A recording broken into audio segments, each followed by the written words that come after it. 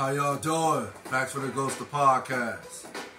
Now, that rather comical introduction was one of my favorites by Richard Pryor. That classic fictional character he played in Brewster's Millions. And that clip I just played is a speech he was given as far as him running for mayor in the movie. And the reason why I'm actually comparing this to the tape Micah Parsons has made recently, which was yesterday, regarding the top 5 teams and how their their offenses is more prominent than the Kansas City Chiefs. And the teams he selected was one, the Philadelphia Eagles, the San Francisco 49ers, Miami Dolphins, the Baltimore Ravens, and the Cleveland Browns. Now, the Cleveland Browns is kind of like comical to me. And yeah, actually Micah Parsons' take on these top 5 teams being more potent offensively than the Kansas City Chiefs is, yeah, it's as fictional as that character Richard Pryor played in Brewster's Millions. But again, the Browns is also comical because I like to think most people that watch football are a fan of football, and especially the Browns fans. But okay, sometimes Browns fans can be a little delusional. Just like I like to think most, or not, if some fans are a little my fault. I'm a little Swiss cheese this morning. My brain's a little Swiss cheese. I think, yeah, some fans are a little delusional when it comes to their sports teams, but for Micah Parsons to select the Browns as being offensively more potent than the Chiefs, yeah, it's actually a joke. Because, again, I like to think most people that know football and watch football know that the Browns are not more offensively talented than the Chiefs. And they're basically winning despite their offense. And because of, the head coach in the camp, Stefanski, and also special teams, Buddy Vetrone, and Jim Schwartz, them three just, on the same page as far as in, putting together wins despite of the offense, and basically, coming up with these contingent plan schematics to put the team in position to at least allow the defense to give the Browns a chance to win these games that they have been winning. Yeah, the Browns are 4-2, but no, it's not because of the offense why they've been winning. Yeah, the offense has been making a few plays here and there to, contribute to the Browns' record, which is 4-2. But most people, I like to think, will look at the Browns and say their defense is the most is responsible for their 4-2 record. The defense, for the most part, is responsible for the 4-2 record. But yeah, this take by Micah Parsons it's just a bad take, in my opinion. I don't know, maybe he just has a vendetta against the Chiefs, jealousy. Basically he's just hating because the Chiefs are just that good. The Chiefs, they have the best quarterback in the game, Patrick Mahomes, the best tight end in the game, and Travis Kelce. And they have the best head coach in well, I guess you could say, yeah. As of right now, the best head coach in the game is Andy Reid. And the Kansas City Chiefs won the Super Bowl last year against the Philadelphia Eagles. So, yeah, they're the defending Super Bowl champions currently, right? And, again, yeah, the Chiefs are... What's that record I'm trying to think of? Oh, no, it's not a record. The Chiefs are, for the most part, on par, in my opinion, to repeat a Super Bowl champion. they're coming off a game against the Chargers in which Patrick Mahomes threw for over 400 yards and 4 touchdowns, right?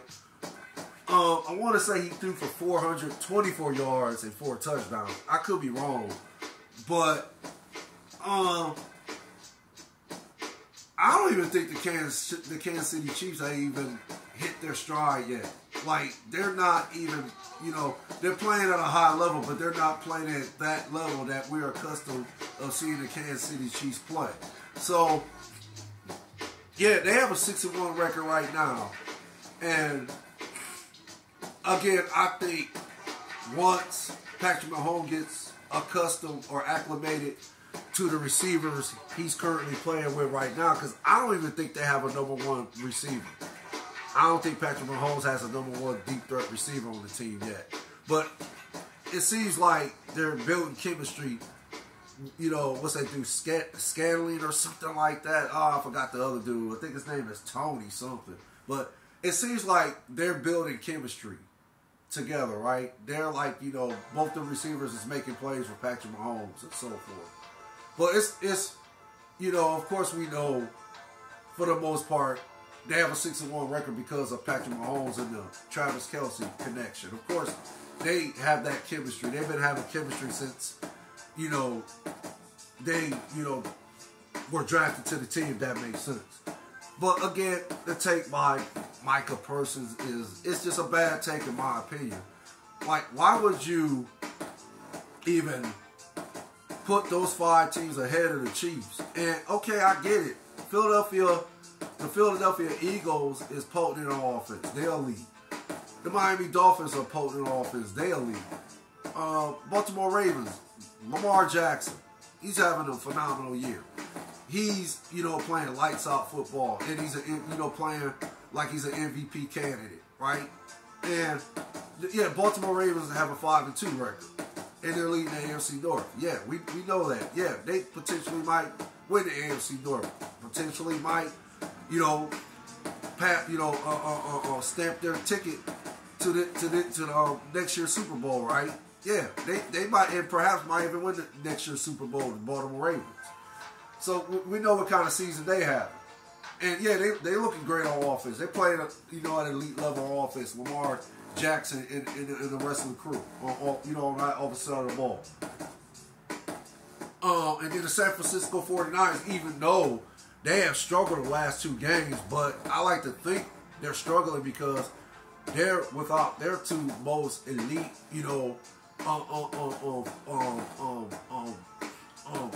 running back and receiver. And the receiver is Deebo Samuels, and the running back is Christian McCaffrey. We know both of them are elite players, right, at their positions.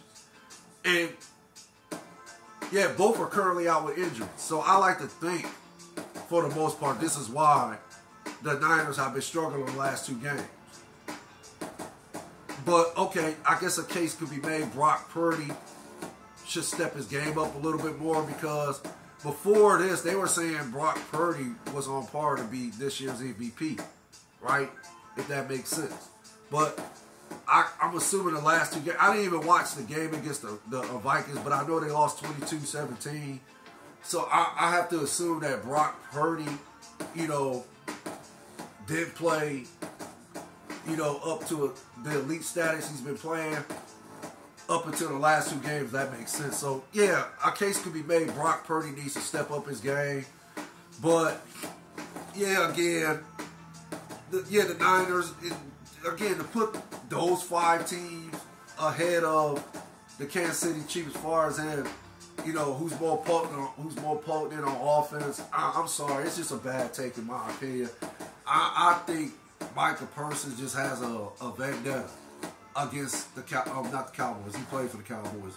My fault. My brain a little Swiss cheese this morning again. I just woke up. But I think he has a vendetta against the Kansas City Chiefs for whatever reason. Why, I don't know. I didn't even know this was an issue until I heard this bad take from him on this podcast. I mean, it's just funny to me that he even went out and made this public, to be honest. I mean, I understand we live in today's society where it's it's okay, or should I say it's the norm to make bad takes, if that makes sense, and you can just get away with it because it's just the norm. But me personally, I'm sorry. I'm not going to put out any takes unless I basically get my facts straight, if that makes sense.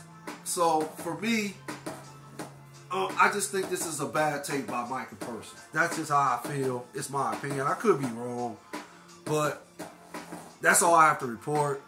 Y'all take care. Stay blessed out there. You and your families. Facts for the Ghost of Podcast. DJ Lottie Dottie. The likes I appreciate. The views I appreciate more. One love. Later.